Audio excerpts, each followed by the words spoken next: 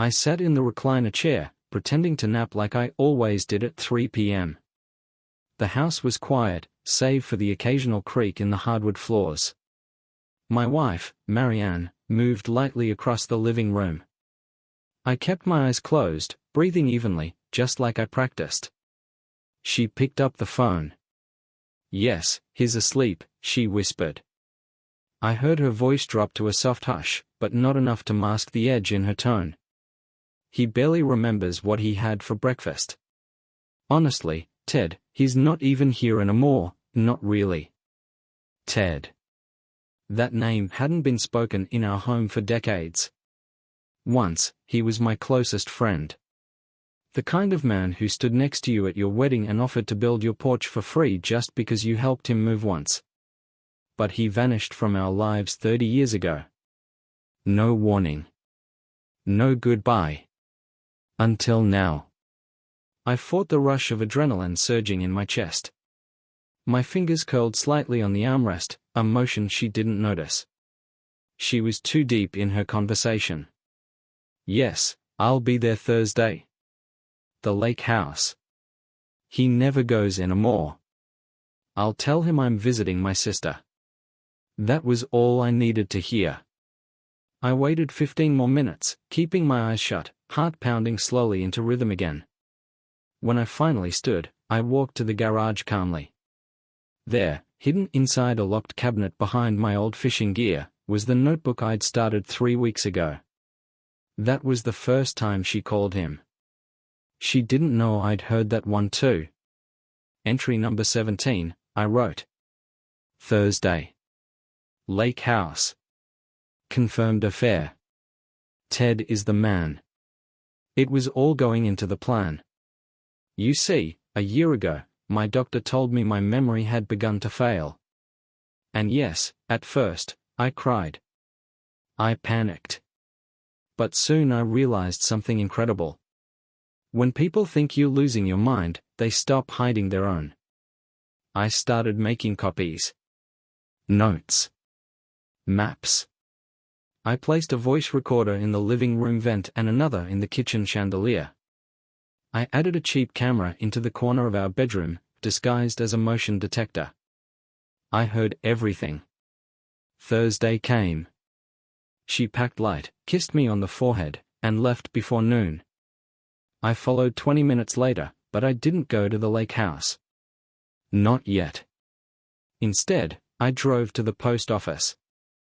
I mailed a USB stick to an old friend who owed me a favor, a private investigator now based in Denver. I told him to keep it safe and wait for my next instructions. Then I drove to the lake house. Parked my truck on the opposite side of the ridge where the trees were thick. I moved like I used to back when I hunted deer every fall, slow, calculated, silent. The lights in the house were dimmed. Curtains half drawn. Her laugh drifted out faintly, followed by a whisper I didn't need to hear again. Inside my jacket pocket was my phone, already recording. I didn't need to burst in. Not yet. No rage. No confrontation. That would come later, on my terms. Instead, I watched. I noted the time. Took photos from the trees. Zoomed in on the open window, where shadows danced across the wall. Then I left. Back home, I copied the recordings, catalogued the photos, labeled every file. I didn't miss a second. Before I went to sleep that night, I made another entry. Entry number 23, a confirmed 1 hour 18 minutes in Lake House. Repeated contact. Code phrase used, he's not really here anymore. Suggests long-term manipulation of mental state. They thought I was forgetting. But I was remembering everything. I woke up at dawn, not because I had to, but because I'd trained myself to. Marianne wasn't home yet. She always returned from these trips to her sister's on Friday morning, refreshed, humming some old tune she used to play when we were young. Before her hands stopped touching mine in the night. Before she started locking her phone. The house was colder than usual. Or maybe I just felt it differently now. I boiled water for tea and sat by the window with my notebook, staring at the empty driveway. Each page of that book was like a stitch in a net I was weaving around them. A net with no way out. Entry number 24, I wrote. Anticipated return, a 7:15 a.m. Lake House session concluded at 8:44 p.m. Thursday. Estimated 10 hours together. No interruptions. Emotional detachment confirmed. I closed the book and returned it to the hidden drawer beneath my old tool cabinet in the garage.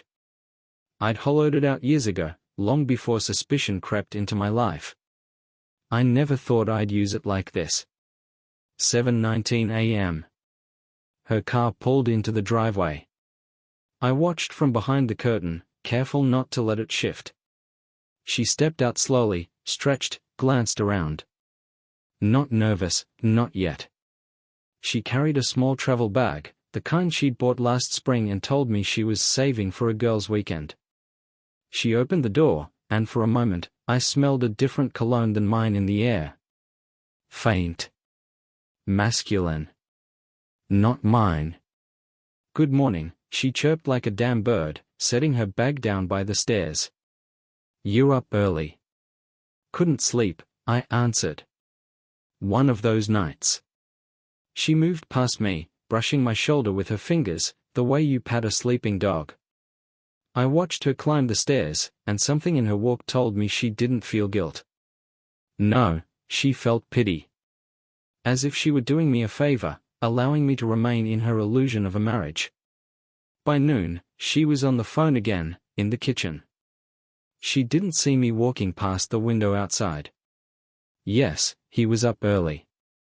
Maybe he's forgetting to sleep now too. Yeah, no, he didn't say anything. Just stared out the window like usual. I pressed record on the mic clipped under the deck railing. Then I made my next move. I called David. My nephew. 32.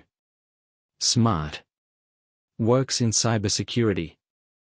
I told him my computer had been acting strange, and I needed help setting up a backup system. He came over an hour later. I didn't tell him what I was really doing.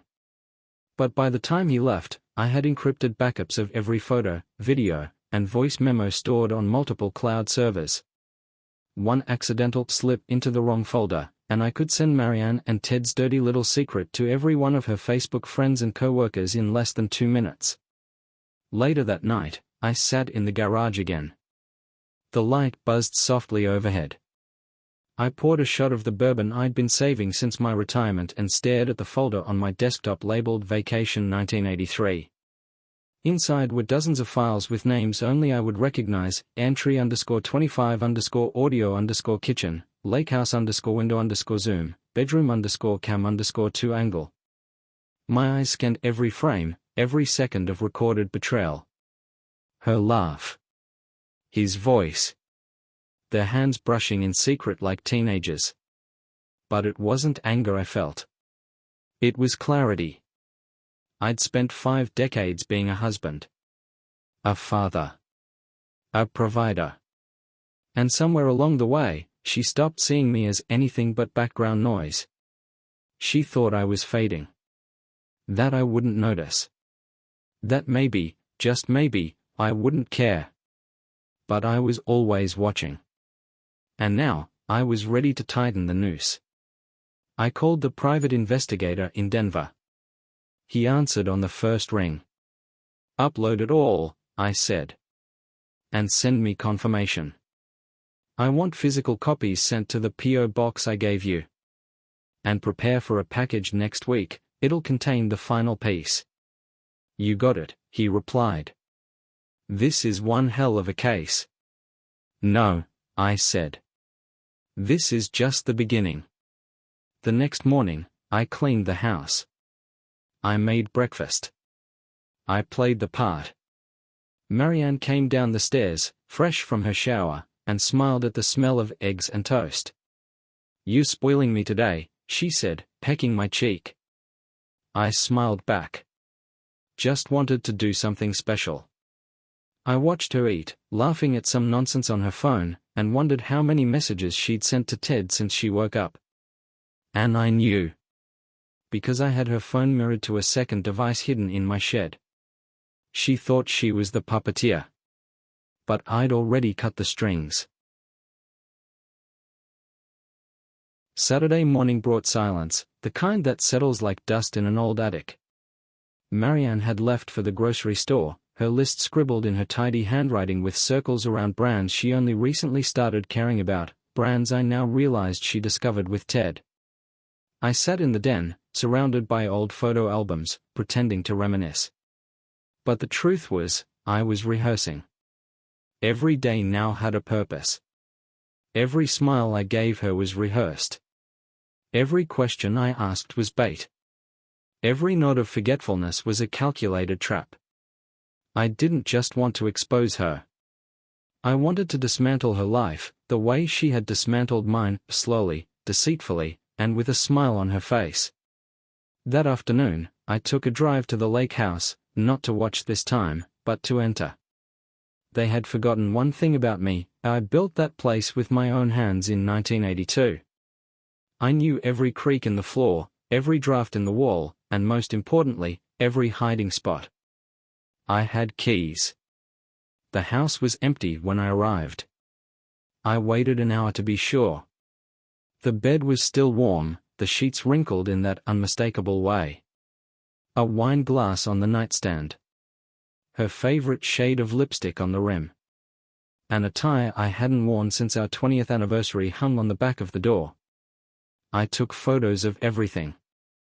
Then I pulled back the floorboard in the closet and placed a small device beneath it, a transmitter connected to my phone. Anytime someone entered that room, I'd know. But I wasn't done. In the drawer of the nightstand, beneath a pack of breath mints and a folded napkin, I found a small envelope. Inside, 3 concert tickets.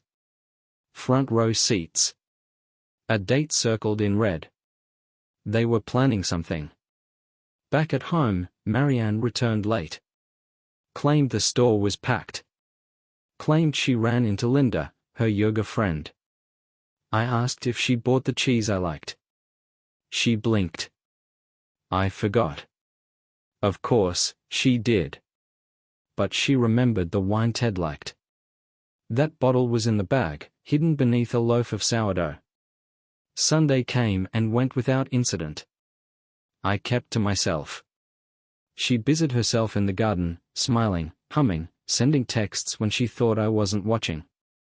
I spent the day creating profiles on websites she visited, a Pinterest, Facebook, even her old Gmail.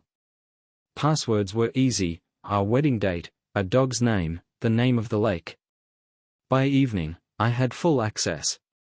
That's when I found it. An email thread between her and Ted. Dates. Hotel receipts. One email read: "If he ever finds out, it won't matter. He can barely remember what day it is. By the time he figures it out, we'll be somewhere warm, starting over." Somewhere warm. That night, I didn't sleep. I lay in bed beside her, listening to her slow, even breathing. And I made my decision. I would give her exactly what she wanted. Freedom. But on my terms.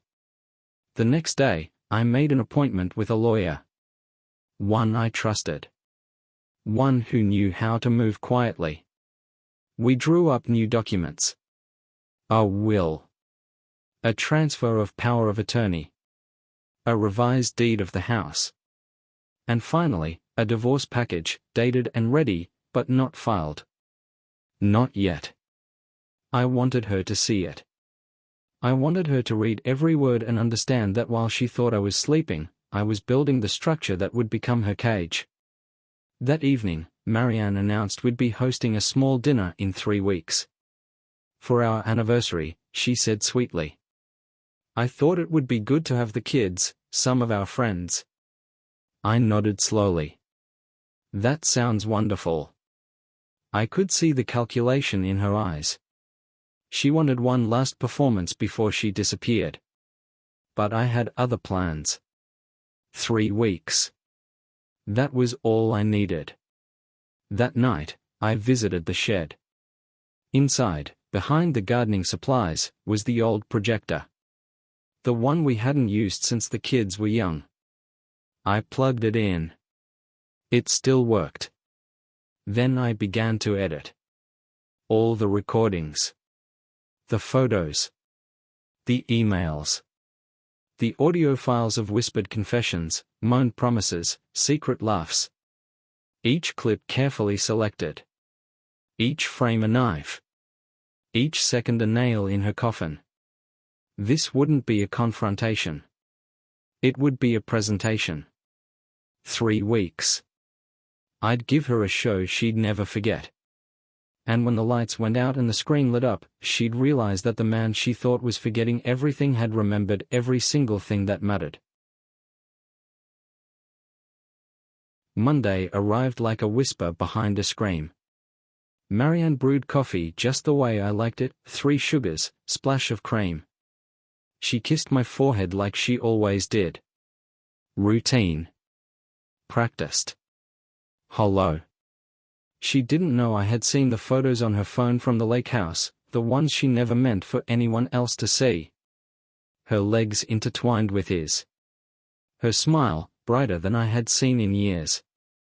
A different version of her. One that belonged to someone else now. I sat at the kitchen table, sipping my coffee, nodding, pretending not to see the tremble in her hands. She was hiding something new. "Do you want to go through old photo albums today?" she asked. "For the slideshow at the anniversary dinner?" She was good. Acting like she cared. "Sure," I said, smiling.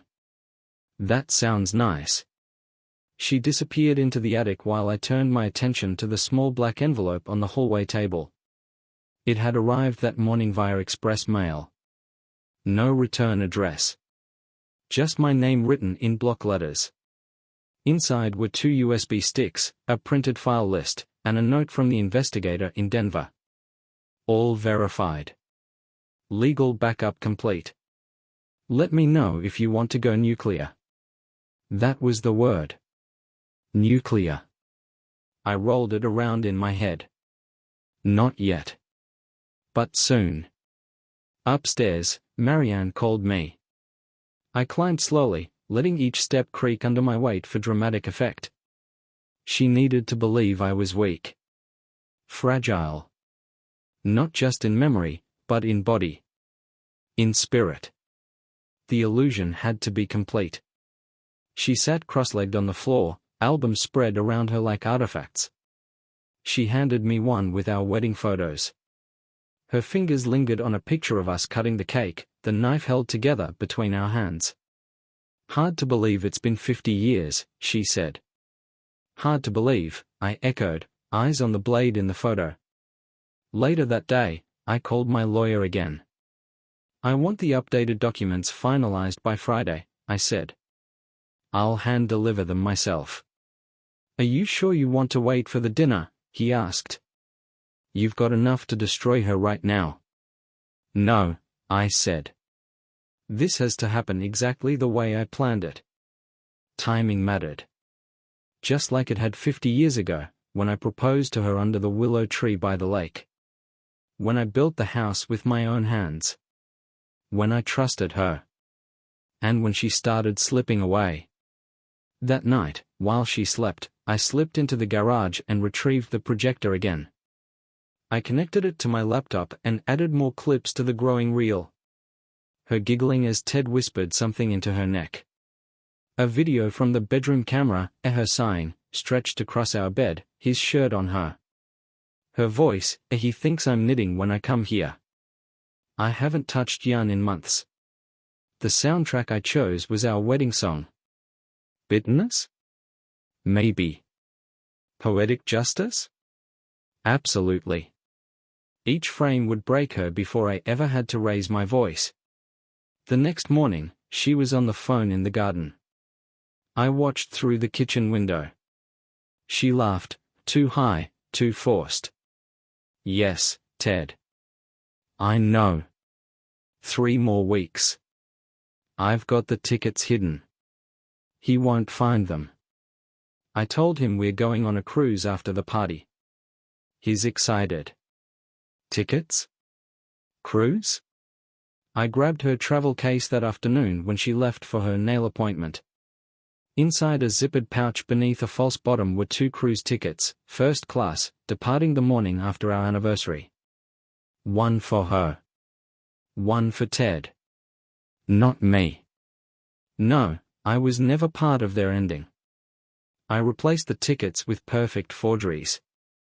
Same cruise, same dates, but different names. Marianne Holloway and Gregory Sampson. A fictitious couple. Just like their love.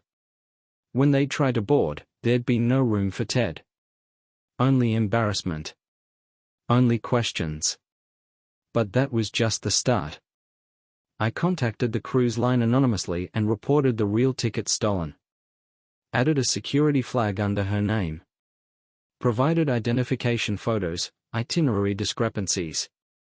The rep on the line promised follow-up within 48 hours. Ted wouldn't even make it past the dock. That night, she cooked lasagna, my favorite. She smiled across the table and toasted to more good days ahead. I smiled too. To unforgettable memories, I said. And I meant it. Because the next memory she'd make would be the one that rewrote every illusion she ever lived in. 2 weeks. That's all that remained. 14 days until the dinner. 14 days until the lights went out and the screen lit up and every lie she told would come crawling out into the open like roaches under a floodlight. Marianne was planning. I could see it in every move she made. Every polite word, every carefully folded napkin, every guest she invited. The perfect host. The perfect wife. As if the last 10 years hadn't happened. As if she hadn't slowly turned our marriage into a stage where only one of us knew it was all pretend. She didn't know I was planning too. On Wednesday morning, she drove into town to meet the florist. I drove to a storage unit I hadn't used in over 20 years. Unit 42. Same as the year I was born. Inside was everything she thought I threw away, letters, photos, VHS tapes, a toolbox filled with wedding souvenirs, and one very special item, my old video camera. The big, heavy kind we used to carry around in the 80s like it was treasure. I found the bag with the blank tapes and brought it home. I didn't need the video camera anymore, just the tapes. They'd make the perfect casing for the USB sticks. My children would think they were harmless relics. But once the dinner was over, they'd see what they really were. Insurance. That night, Marianne asked what suit I'd be wearing for the anniversary. I thought the navy one, I replied. She smiled. You always looked good in that. I nodded. You remember where it is, right? She asked softly, like she was speaking to a child. I chuckled. I forget things, but I know where my best suit is. She laughed too. But her eyes searched mine for cracks. I gave her none. After she went to bed, I opened the safe in the basement. Inside were 3 things: our marriage license, our original will, and the gun I bought 45 years ago after someone broke into our neighbor's house. I didn't need the gun. But I kept it there for the symbolism. The first time I'd ever considered defending our life together. And now, it sat beneath the documents that would destroy what remained of that same life. Entry number 41, I wrote in my notebook. Final plan approaching completion. Backup drives secured. Legal response prepared. Guests confirmed via her list. She does not suspect deviation. Beginning psychological pressure phase. Thursday afternoon, I sat in the living room as Marianne chatted with our daughter on speakerphone. Yes, the dinner should be lovely. I'm thinking of surprising him with a slideshow. Maybe a little video tribute. I nearly laughed. She wanted to play a video? Fine. We'd both play one. Friday, I received a call from my attorney. The legal documents were finalized and sealed in an envelope. I picked them up in person, thanked him, and left without a word. On the way home, I stopped by a bakery and ordered a custom cake. 50 years, I told the girl behind the counter. Make it big. She smiled. What do you want written on it? I didn't hesitate. For the years you thought I forgot. Saturday morning, Marianne left the house for yoga. I knew she wasn't going to yoga. I checked the GPS tracker I'd installed under her car's bumper and confirmed it. She was headed to a small motel on the edge of town. I waited an hour, then drove out and parked across the street. I had the windows down, camera ready. I saw her leave the room around noon, hair tousled, jacket clutched in her hand. She kissed Ted goodbye, fast but deep. Click. Click. Click. Evidence. Later that day, I printed the photos and placed them inside a manila envelope. Then I wrote a note in sharp black ink. Your memory is failing. Mine isn't. I left it under her pillow. That night, I pretended to fall asleep early. At 11:42 p.m., I heard her footsteps in the hallway.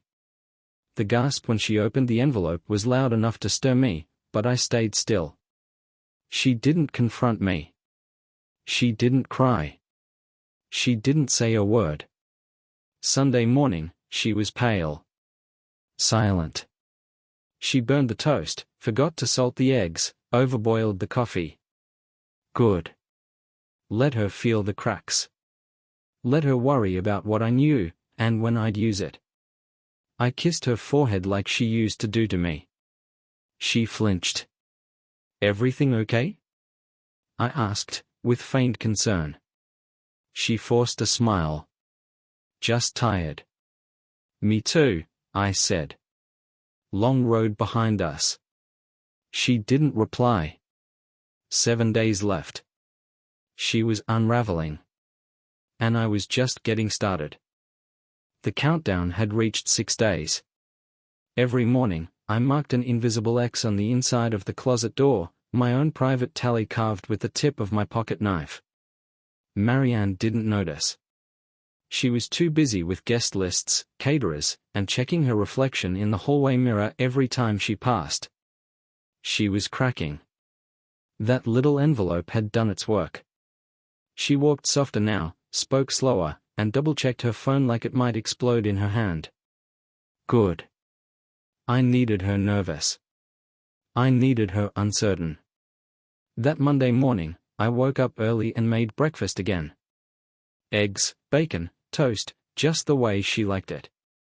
She walked into the kitchen, surprised. You've been full of energy lately, she said cautiously, sipping her coffee. I guess the anniversary's got me feeling young again, I replied, keeping my voice light. She smiled, but it was weak. Her lips curved, but her eyes stayed cold. I was thinking, I continued, maybe I should say a few words at the dinner. You know, like a little speech. Her mug stopped midair. Oh? Yeah. About the past 50 years. All we've been through. She nodded slowly. That's a good idea. She excused herself and went to the patio. I watched her through the window. She made a call, holding her phone low. I couldn't hear the words, but I didn't need to. She was calling Ted. Probably asking what to do. I knew what she'd say, he's acting different. I think he knows something. And Ted, being the fool he is, would probably say, just stay calm. He's old. He's confused. They thought they were safe behind that wall of lies. But I'd already set fire to it.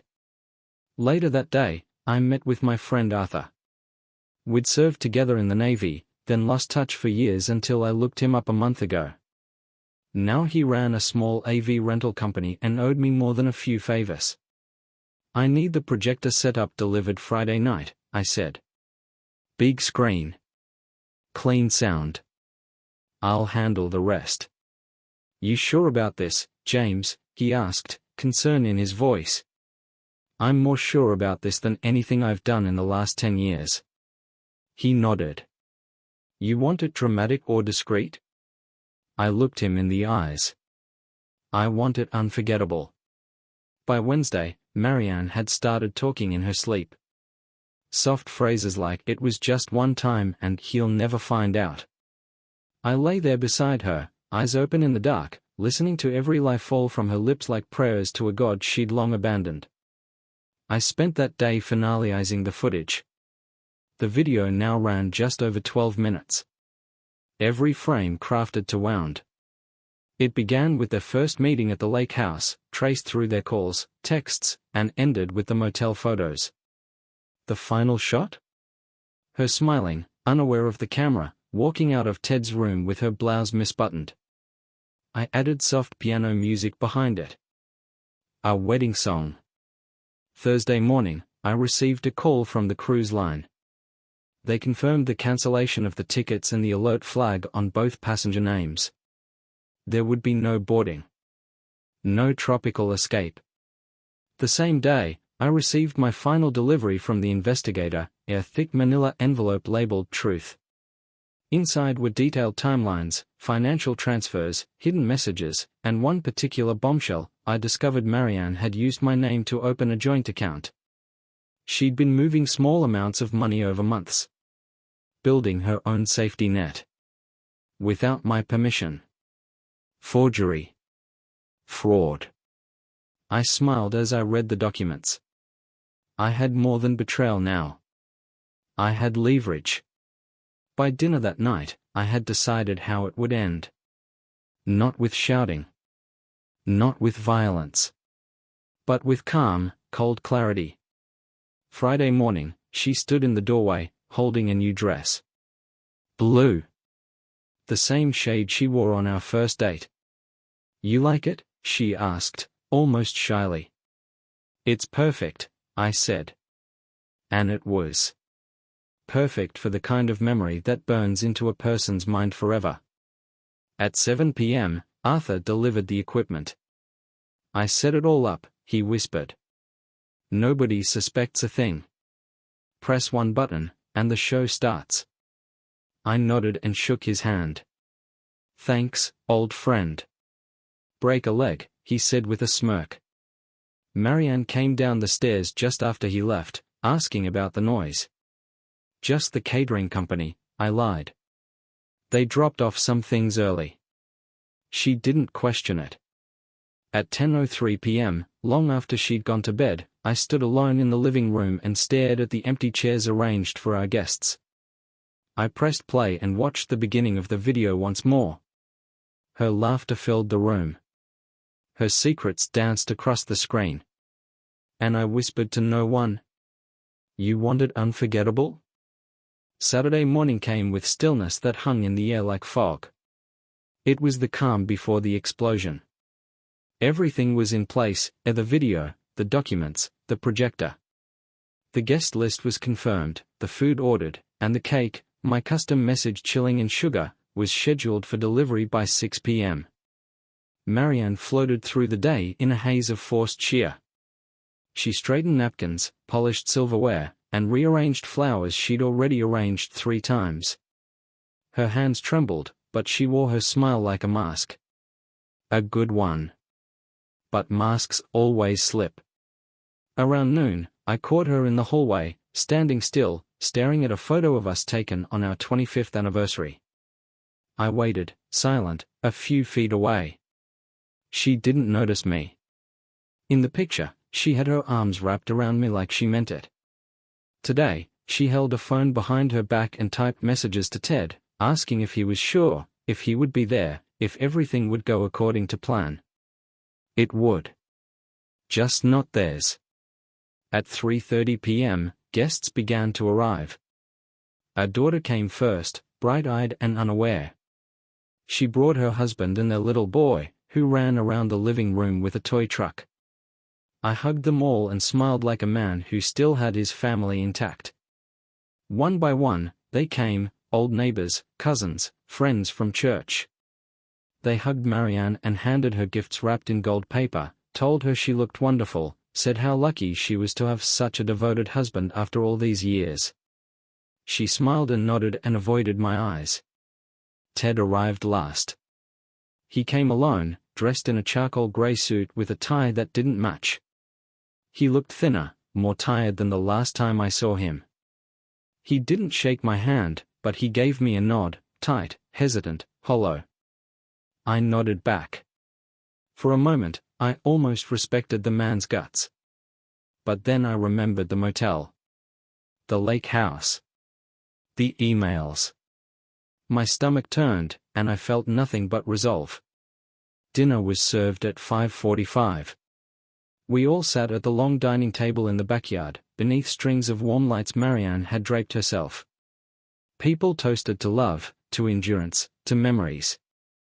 I let them. I waited. At 6:30, the projector screen was unveiled. Arthur had disguised it as part of the tribute wall. Guests clapped, curious. At 6:45, Marianne stood and tapped her glass with a fork. The crowd quieted. "I want to thank everyone for being here tonight," she began. 50 years is a long time, and I won't pretend it's been perfect, but it's been ours. People smiled. Someone owed. She turned to me, beaming with a strange pride. "And to my husband, James, thank you for always being strong. For always loving me, even when I didn't deserve it." She meant it as a throwaway line. But I didn't let it go to waste. I stood slowly and raised my glass. "I have something to share," I said, voice calm, steady. "Something that means a lot to me. A little project I've been working on." Guests turned toward the screen. Marianne's eyes flicked to mine, nervous. Ted shifted in his chair. I clicked the remote in my pocket. The lights dimmed. The screen flickered to life. And it began. At first, people smiled. The early clips were safe, wedding footage, our kids as babies, a slow pan across our first house. Nostalgia soaked the air. Then, a hard cut. A new clip. The lake house. Ted's voice. Marianne's laugh. A close-up of her lips on his neck.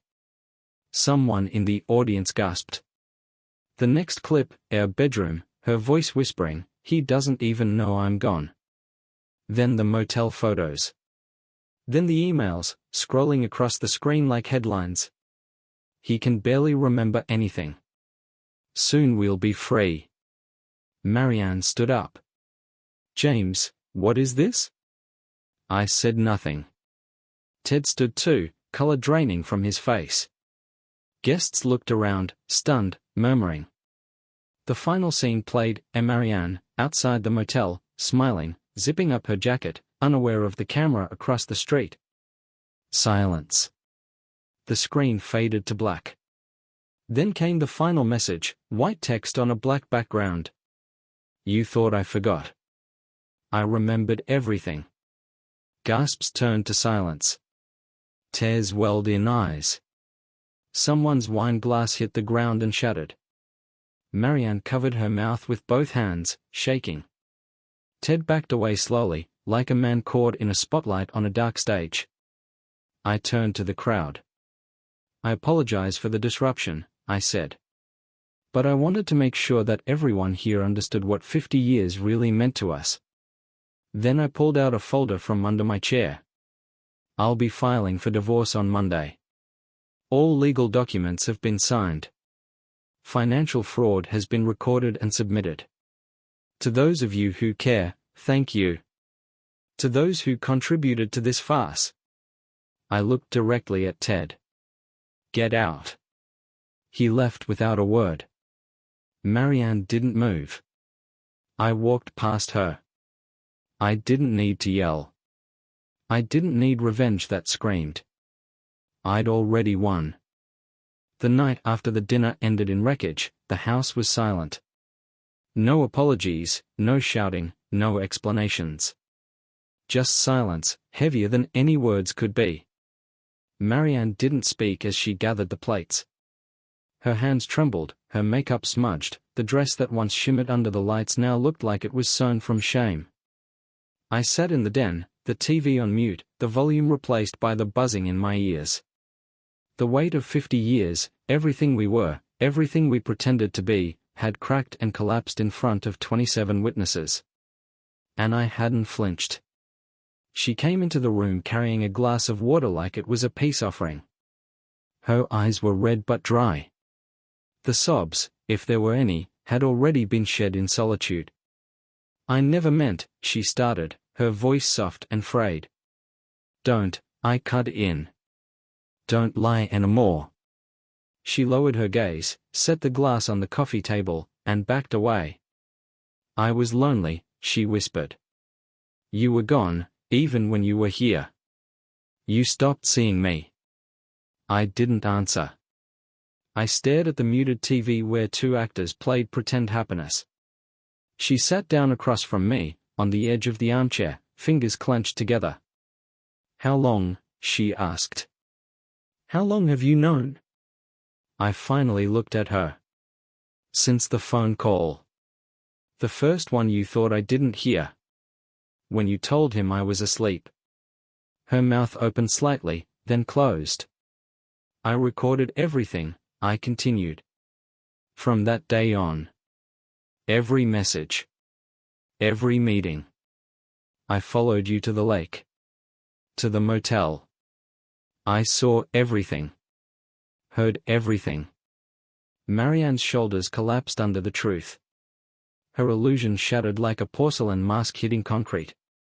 "I wasn't trying to destroy you," she said. "No," I said. "You were just trying to replace me." She flinched at that. Maybe it was the only line that hit her.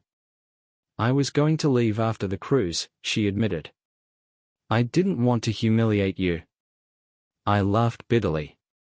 "You were going to leave me after a celebration with our children, our grandchildren, our friends. You were going to let me toast to 50 years and then vanish like I was some phase in your life." Silence stretched between us, tight like a noose. "I'm sorry," she said finally. "You sorry you got caught?" She didn't deny it. I stood up, walked to the small cabinet near the window, and pulled out a thick envelope. I tossed it on the table. "What's this?" she asked. "The rest of your life," I said. "Divorce agreement. Financial summary. Evidence package. All neatly tied up." She didn't touch it. Just stared at it like it might burst into flames. "There's one condition," I added. She looked up. "You tell the kids." She paled. "James, no. No excuses, no lies.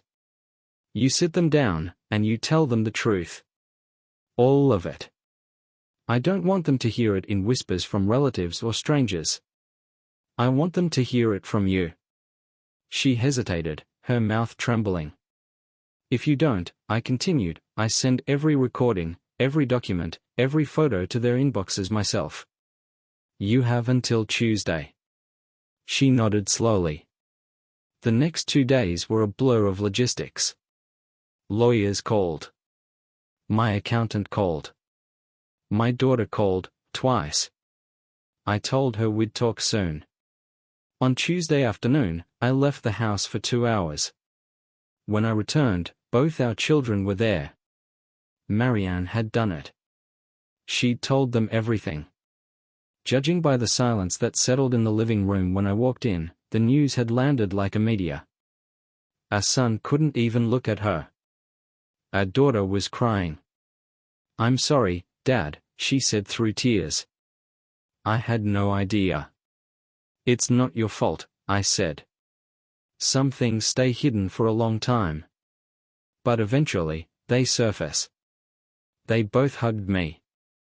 Marianne stayed in her seat, crumbling inch by inch. That night, she slept in the guest room.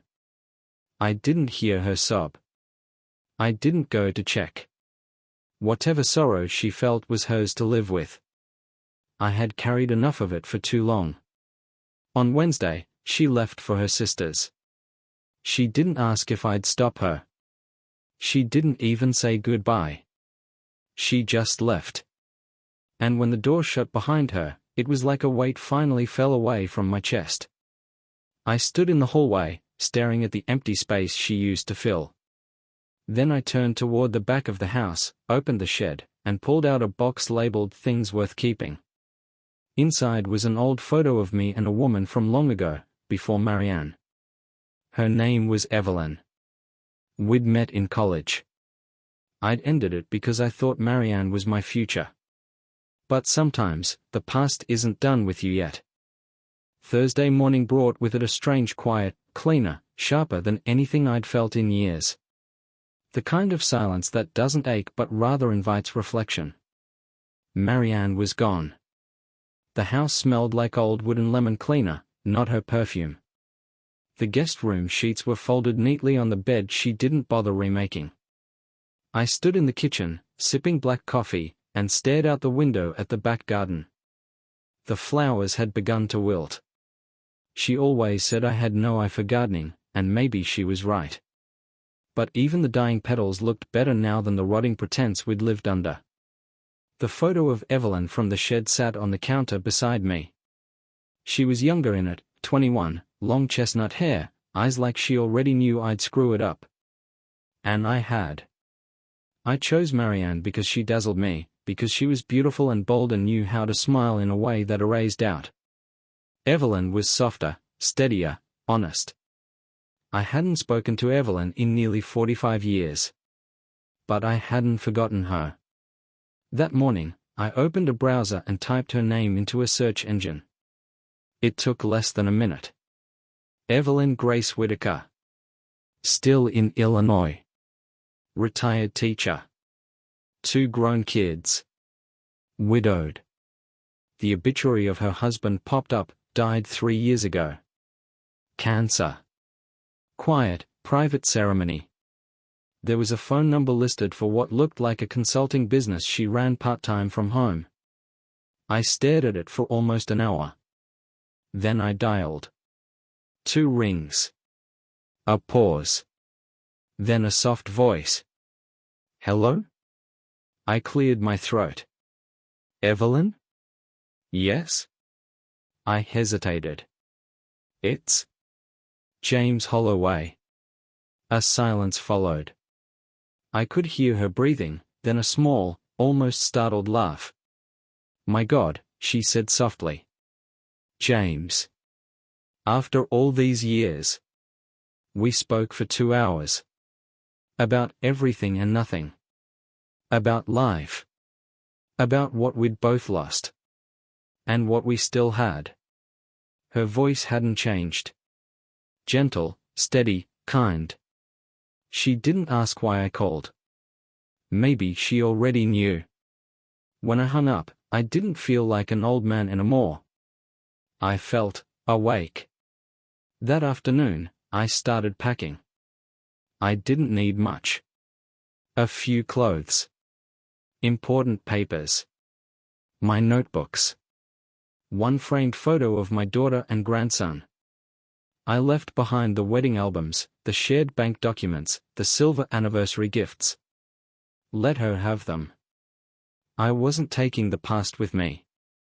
At 4 p.m., I called my son. Dad, he answered. Is everything okay? Yes, I said. I just wanted to let you know I'm leaving town for a while.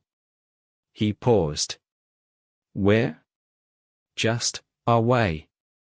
Somewhere quiet. Another pause. You sure that's what you want? No, I replied. But it's what I need. He didn't argue. I understand. Tell your sister I'll call her soon. I will. And, thank you, I added.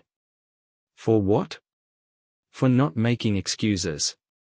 For seeing things as they are. We hung up. I left a letter on the kitchen table, addressed to Marianne. Not out of kindness. Just closure. You lied. You loved someone else. You tried to erase me piece by piece. But I remembered everything. And now I'm leaving, not out of revenge, but because I finally see the worth in myself again. You'll live with what you did. I'll live with what I've reclaimed. Goodbye. I locked the door, got into my truck, and drove. Not fast. Not with rage. Just forward. Toward a town I hadn't seen in nearly half a century. Toward a woman who once loved me for who I really was. I didn't know what would happen when I got there. I didn't expect love or forgiveness or second chances. But for the first time in years, I wasn't looking backward. And that, more than anything, felt like victory. The road to Evelyn's town cut through long, flat stretches of farmland and sleepy rural roads. It felt like driving through a memory, one that hadn't aged, only paused. The same rust-colored barns, the same winding creeks, the same white fence posts leaning like old men in the wind. It was all still there, like it had been waiting for me to return. I drove without music. I didn't need it. My head was loud enough. Not with regret, no, not anymore, but with clarity. For the first time in 50 years, my thoughts weren't soaked in doubt, guilt, or suspicion. They were clean. Heavy, yes. But clean. By noon, I reached her street. She lived in a modest one-story house with a small garden and a wind chime hanging from the porch.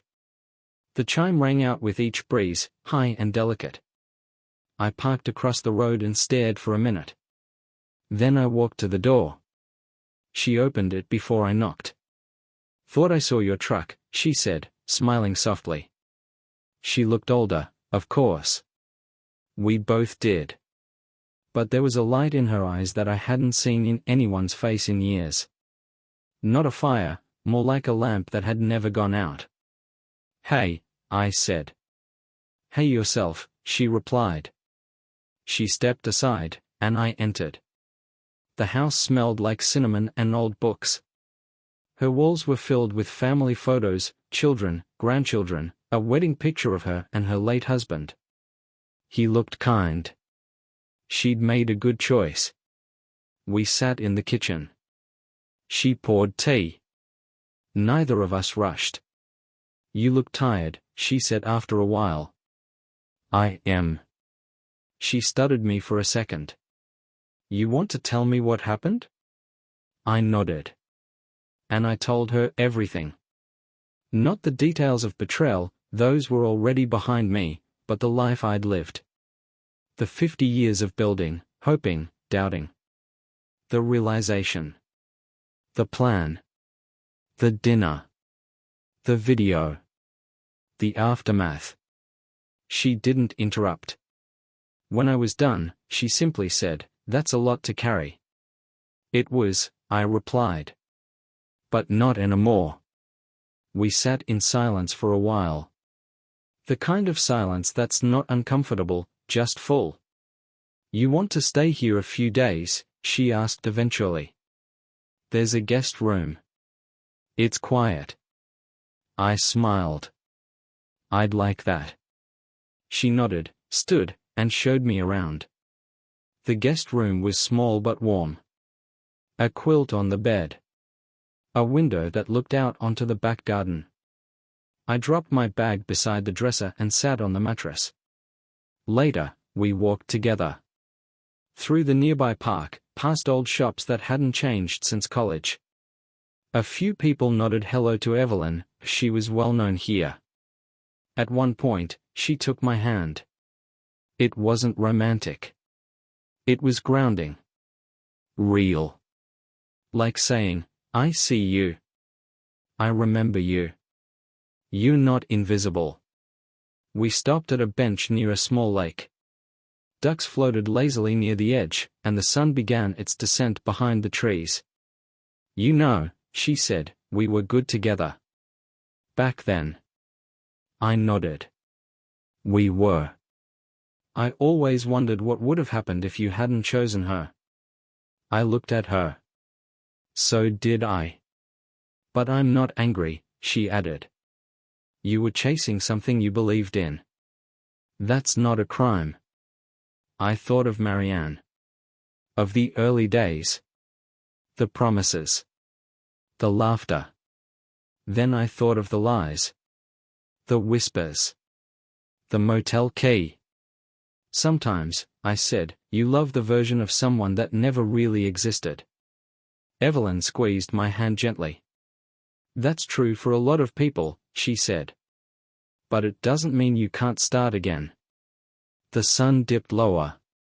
We talked more, laughed a little, fell into memories like familiar blankets. When we returned to the house, she made soup. We ate quietly. She didn't ask what came next, and I didn't pretend to know. Before bed, she handed me a small key. For the back gate, she said. In case you want to sit in the garden at night. I took it. Thank you, I said. You don't have to thank me, she replied. Just rest. That night, I sat outside with a blanket over my shoulders, staring at the stars. No shadows moved behind curtains. No phones buzzed with secrets.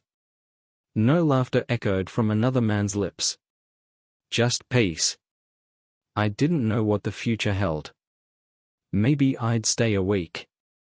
Maybe longer. Maybe forever. But one thing was certain. For the first time in half a century, I wasn't living someone else's story. I was writing my own. And this time, I'd remember every word.